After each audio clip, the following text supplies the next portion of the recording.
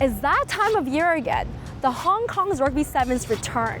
One of the biggest sporting events in the city will take place behind me over the weekend, attracting a full house of 120,000 people. But this year isn't like any other year. It's the 40th anniversary, and the organizers are ensuring this one you won't forget. In the days leading up to the big tournament, festivities are underway in Hong Kong. People are already out partying on the streets. It's a trip of a lifetime. It's one of those things you have to do, every sports fan.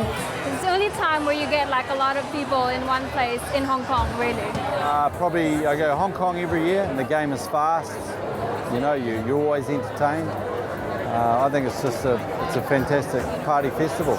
But this year is a special year because the Hong Kong Rugby Union will celebrate its 40th birthday. What we've tried to do is go back into who particularly participated and some of the great players of the last 40 years. Inside the stadium we have, during the breaks and stuff, we'll be focusing on some of these players.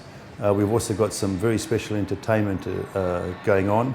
One of those world-class acts, the Village People. And of course, some of the more famous players, like Wasali Sarevi, recently named the greatest sevens player ever, according to World Rugby. The Hong Kong Sevens means a lot to me, not only to me, to the people of Fiji. When the Fiji wins the Hong Kong Seven, it's a good 12 months. When we lose, it's like the worst 12 months ever. We don't talk to each other. We talk about who will be the next coach. For me, no Hong Kong Sevens, no Wasali Sarevi. Sarevi believes that the Hong Kong tournament is a huge part of the Sevens becoming an Olympic sport. I thank the International Rugby Board for selecting me a couple of times to be in the bid team, going to the IOC to bid for rugby, to be in the Olympics. And the Hong Kong Sevens is one of the tournaments that a couple of them have come to watch and show that Rugby Sevens is interesting to be played in the Olympics. Hong Kong Sevens came a long way from where it is today. You know, you go back to 1976 when two gentlemen sat around a bar and basically sort of dreamed up an event that was going to be fast, exciting, be able to finish over a course of a weekend, invite international teams in, try and promote Asian sport and Asian rugby in particular. It started in a very small way with 2,500, 3,000 people. Now the weekend is a multi-million-dollar event. Almost half of the attendees are from outside of Hong Kong, boosting the tourism, food and beverage industry, generating around $100 million of income annually. It's the one event that makes 70 to 80% of the union's annual income. You know, the Hong Kong Rugby Union's a non-profit organisation, and all the money we make gets ploughed back into rugby development in Hong Kong.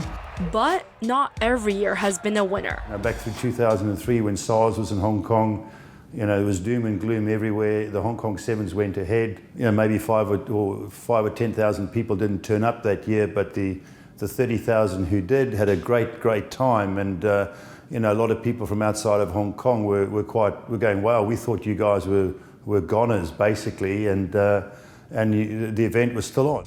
Perhaps the most memorable part of the Hong Kong Sevens is not what happens on the field, but off of it. Like the infamous South Stand. It was before the new stadium was renovated, but even in those days, there was people getting dressed up in costumes, and when the stadium was renovated, we had the famous South Stand. I think people each year try to outdo the year before, and rugby's sort of brought up on a lot of tradition. If you're like me and you're going to a Hong Kong Sevens, remember to dress up, get here early, and be prepared to make new friends. See you at the games.